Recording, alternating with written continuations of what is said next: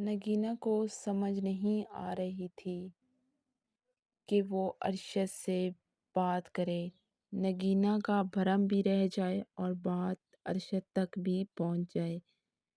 ये काम थोड़ा मुश्किल ज़रूर मगर नामुमकिन नहीं था। नगीना को अरशद से इश्क हो चुका था और वो अपनी ज़बान से इज़हार नहीं कर सकती थी, क्योंकि अल्लाह ने औरत को शर्म अज़ा का मुजस्मा बनाकर धरती पर भेजा है। औरत में अल्लाह पाक ने बहुत सी खूबियों से नवाजा है और उसमें एक खूबी ये भी है, मगर हमारा माशरा औरत को बहुत से काम भी करने पर मजबूर कर देता है। अब नगीना अरशद से बात भी करना चाहती थी। अरशद, मुझे आपसे एक बात करनी है। गाड़ी में बैठी नगीना ने अरशद से बात करना शुरू की और वो रात माँ बाप आए थे और मेरी शादी की बात कर रहे थे। आप क्या तोहफा देंगे मुझे मेरी शादी पर? अरशद भी बात समझ रहा था कि नगीना क्या कहना चाहती है। अरशद को शरारत सूझी। हाँ, मैं तुम्हें अच्छा सा तोहफा दूंगा। अपनी शादी का कार्ड मुझे लाजमी भेज पहुँचा देना। अरशद, मैं क्या कहना चाहती हूँ और आप मजाक कर रहे हैं? अरे बाबा, मैं अम्मी से बात कर लूँगा।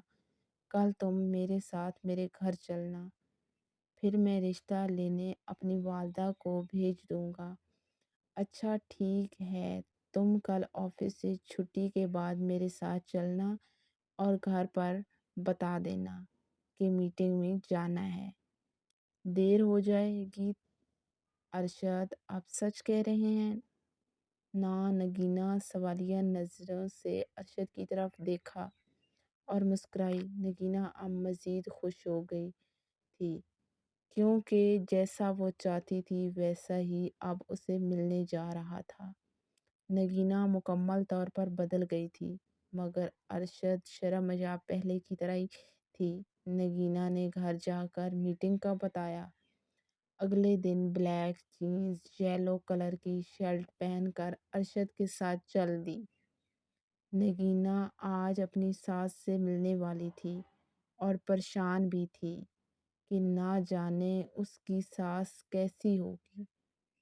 इधर अरशद अपनी वालदा को सारी हकीकत बयान कर चुका था और अम्मी को राज़ी भी कर चुका था।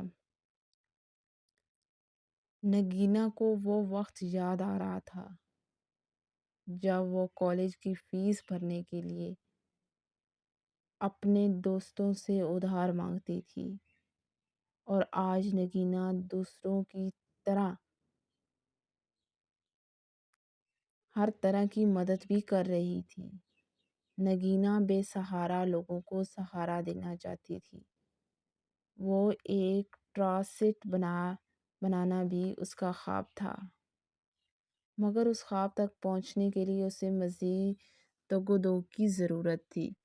अरशद से नगीना को अच्छा खासा पैसा मिल चुका था और सेविंग भी कर चुकी थी, मगर नगीना में एक लम्हा भी गरूर ना आया।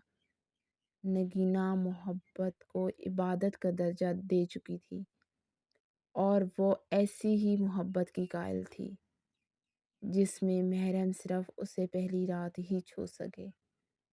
इंसान वही कुछ हासिल भी करता है जिसका वो गुमान करता है।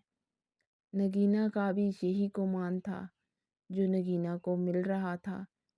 इंसान की ज़िंदगी में अक्सर ऐसे हालात आ जाते हैं जिसका उन्हें वहम गुमान भी नहीं होता, मगर कामयाब वही होता है जो उन इम्तिहानात को बर्दाश्त करे और अबूर कर ले।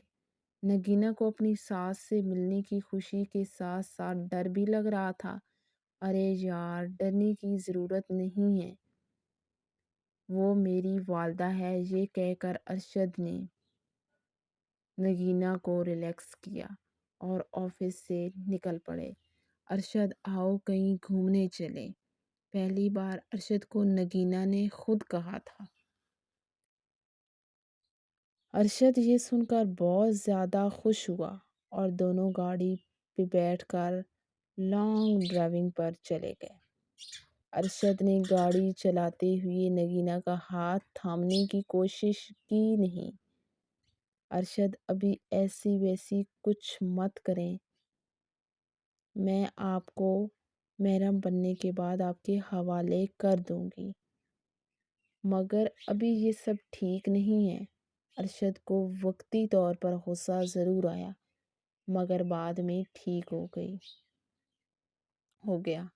अब दोनों पार्क में जाकर बैठे कॉफ़ी पीने लगे। नगीना ने जब अपनी घड़ी देखी तो रात के 12 बज चुके थे।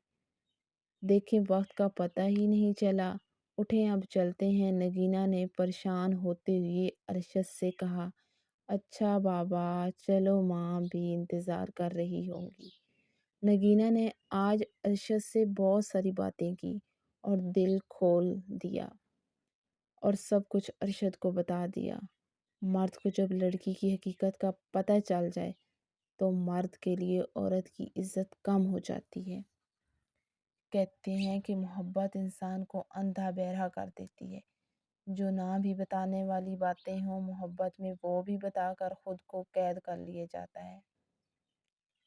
मर्द की फितरत है कि मर्द उस औरत के ज़्यादा करीब जाता है जिसको वो हासिल ना कर पा रहा हो। अरशद कितना सफ़र रह गया। गाड़ी में बैठी नगीना ने अरशद से पूछा, बस आधा घंटा मज़ीद, तुम देख रही हो ट्रैफिक कितनी जाम है। अरशद, ये फुटपाथ पे सोने वाले बच्चों का कोई नहीं होता क्या जो इन्हें छत अता कर दे।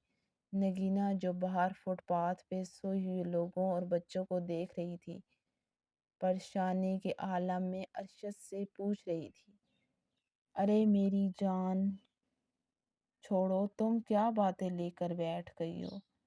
हमें खुद से हर्ज होनी चाहिए।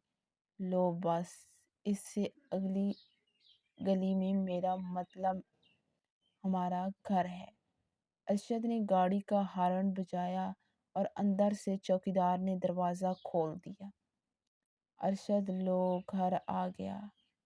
अरशद मैडम के लिए गाड़ी का दरवाज़ा खोला। राशिद मैडम के लिए गाड़ी का दरवाज़ा खोलें। राशिद बहुत अदब से नगीना को सलाम करने के बाद दरवाज़ा खोलता है और नगीना जब अपने पाँव ज़मीन पर रखती है और नज़र उठाकर इधर उधर का जायज़ा लेना शुरू करती है, नगीना की आंखें खुली की खुली रह जाती हैं। इतना शानदार महल, उसने दिल में कहा और आहिस्ता आहिस्ता अंदर कदम बढ़ाने लगी। एक मेन दरवाज़ा जो कि ख़ास लकड़ी का बना हुआ था। लब सड़क आस पास देखा तो घास और झूलों को देखकर दिल खुश हो गया।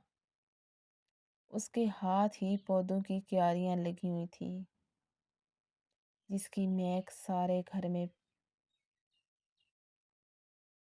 फैली हुई थी। कुछ लम्हों के लिए नगीना ने आंखें बंद की और महक को महसूस करने लगी। महल मूल तौर पर टाइलों वाला था। नगीना, क्या देख रही हो? ये सब मेरी वालदा की ख्वाहिश से हुआ है। उन्हें फूलों से ख़ास दिलचस्पी है। वो रोज़ खुद पौधों को पानी देती है। और ये है हमारा मुलाजिम राशिद। उसने रशीद का तारुफ करवाते हुए रशीद की तरफ इशारा किया। ये हमारे पास पिछले 30 साल से है इस घर में। मेरी वालदा का बहुत ख्याल रखता है। रशीद हाथ बांधे सर को झुका कर खड़ा था। साहब जी, अम्मी की तबीयत ख़राब है और वो दवा भी नहीं खा रही। रशीद ने अरशद को उसकी माँ की तबीयत के बारे आगाह किया। तुमने फ़ोन क्यों नहीं किया?